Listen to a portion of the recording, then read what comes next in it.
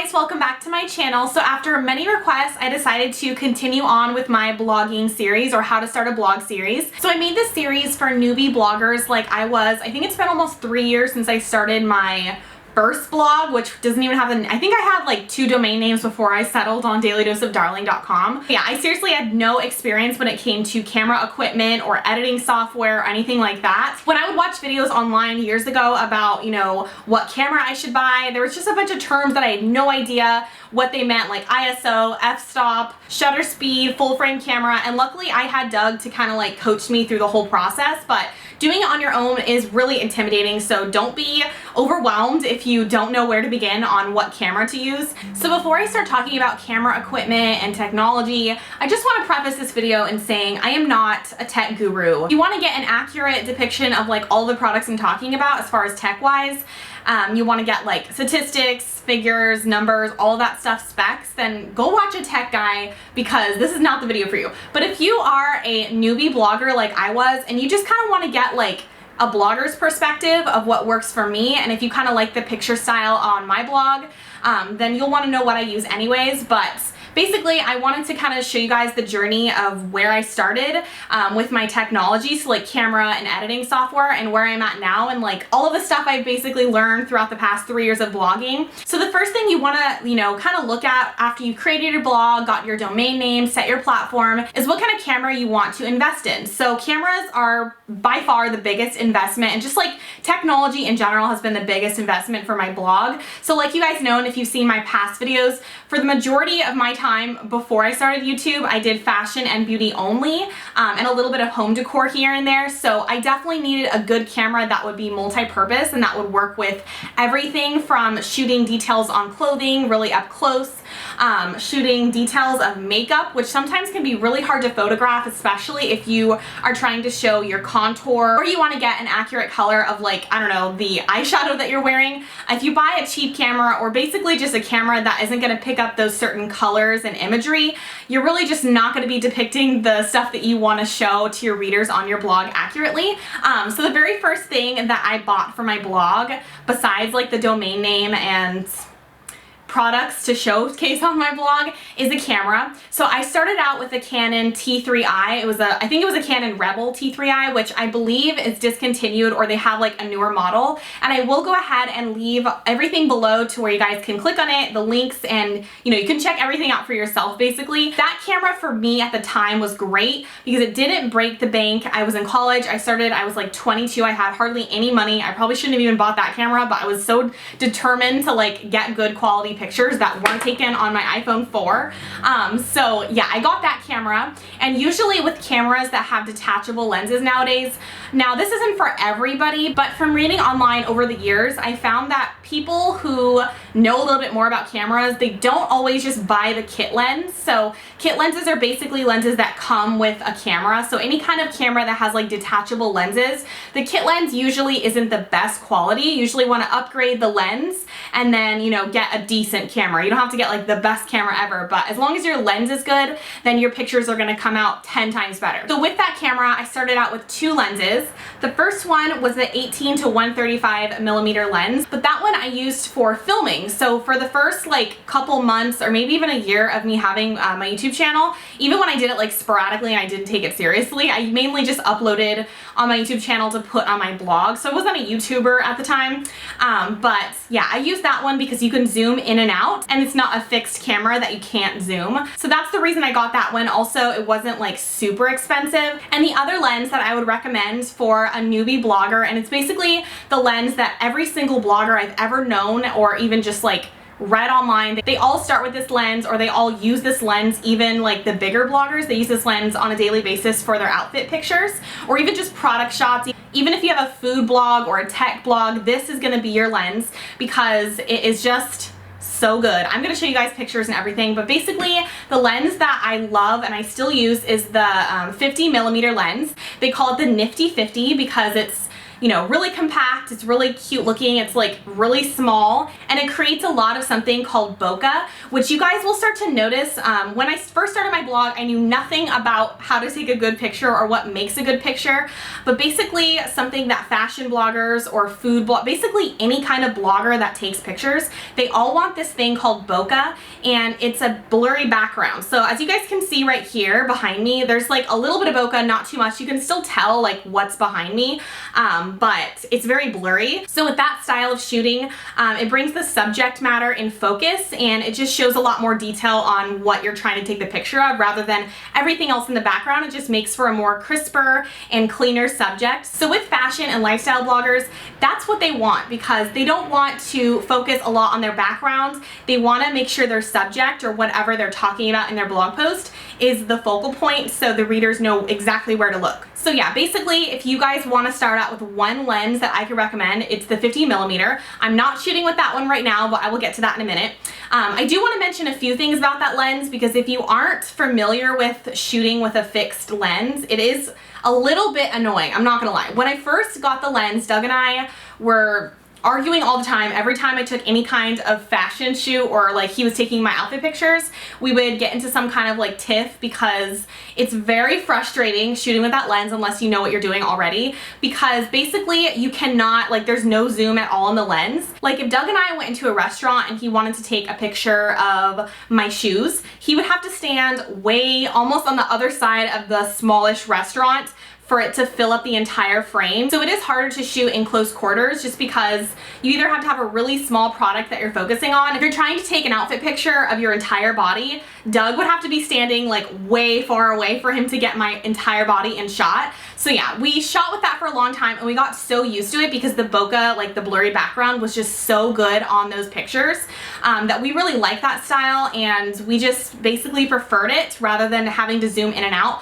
Also, the cameras that zoom that give you bokeh are way more expensive, so we just opted for the $100 lens, and I still got a lot of compliments on those photos. I felt like, you know, I was something that I was proud of at the time, even though we were still really new at it, and it made me really crisp and in focus. And that lens does work better on like actual products. So if I was taking a picture of like this Elizabeth Arden 8-hour cream, basically the entire background will be blurry and you'd only see the product, which I think is really good. So the camera that I upgraded to this year is the best camera of life, I swear. I really wanted to get the 5D Mark III, which is like the biggest, baddest camera on the market right now. But after watching so many reviews comparing the Canon 60D to the 5D Mark III, it was $1,000 less and it did almost the same thing. The only difference, I think there's like 5 things that were different between the two cameras. One of them that I was unsure of is that the 5D Mark III has a lot more focal points on the camera and it lets a little bit more light in, but the difference to me was like totally not a big deal, especially since I'm just a fashion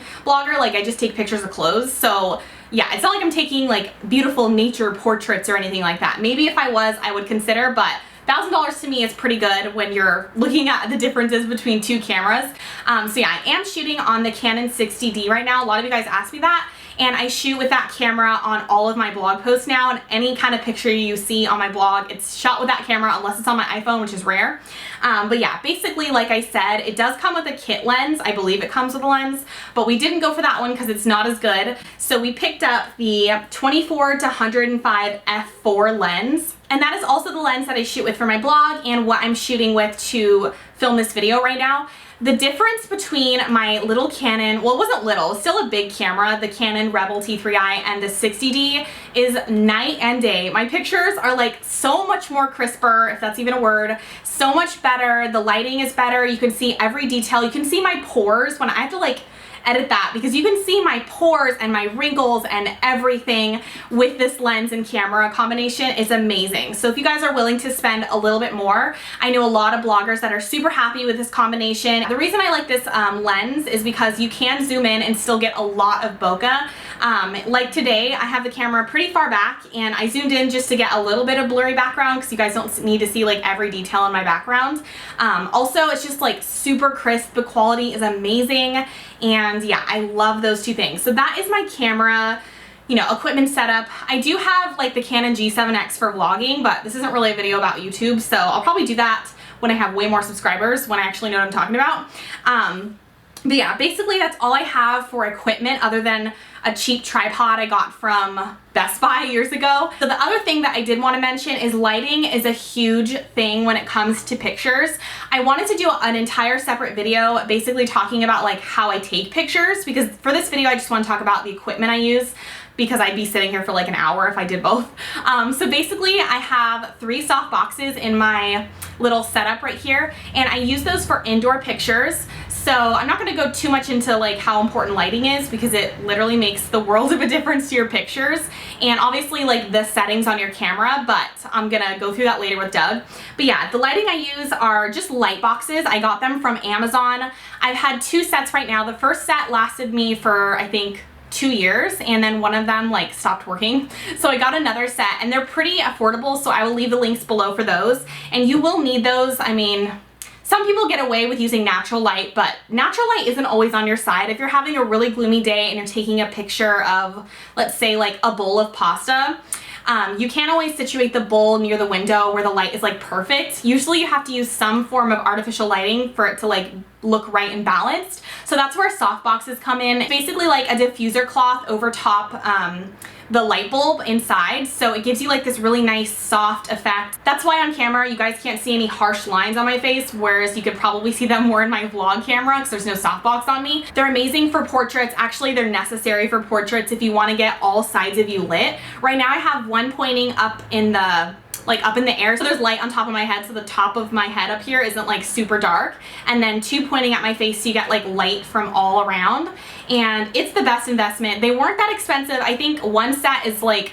$70 to $100 depending on like how good of quality you get. So the other few things are just kind of like miscellaneous things that you don't necessarily need, but things that I have picked up throughout the years and realized that I absolutely need for being a blogger. The first thing is a nice bag to keep your camera in, because if you spend $2,000 on a camera, or even if it's like, you know, $500, you don't want to just throw it in your purse. And I'm not gonna lie, for the first year of me blogging, I put my nice camera just in whatever bag I was wearing, because Doug would be taking my pictures, and it's just not good. It doesn't protect the lens, it doesn't protect the camera. So I use 2 different bags. The first one is a backpack, and I will link that one below. I think I got it for like 30 bucks. And it's amazing because you can make sure your camera equipment does not slide around. And the other kind of bag we use for shooting blog pictures, it's like a satchel. My sister actually got it for me for Christmas, and it's amazing. It's real leather. It's on Amazon. I also like it because it is unisex, so I can wear it and he can wear it, and it's not going to look strange on either of us. So the next thing I wanted to just briefly go over is the editing software I use to edit my pictures and also my collages.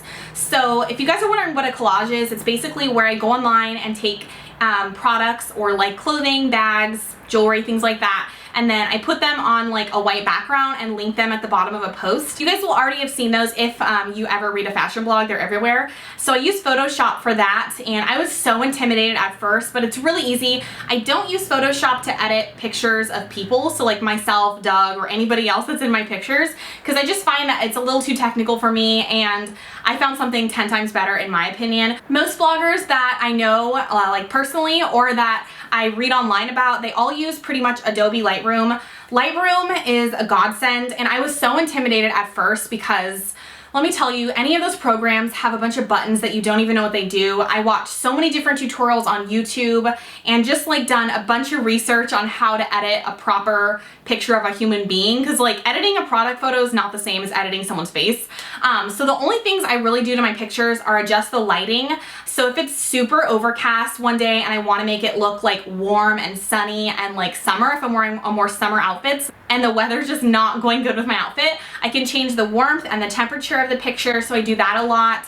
I obviously edit the lighting, so if the picture is a little bit darker, I can like bring up the lighting, and you can also upload raw images to Adobe Lightroom, and it's just way better quality than using one of those crappy like photo editing apps like Ribbit or PicMonkey or something like that to edit your pictures.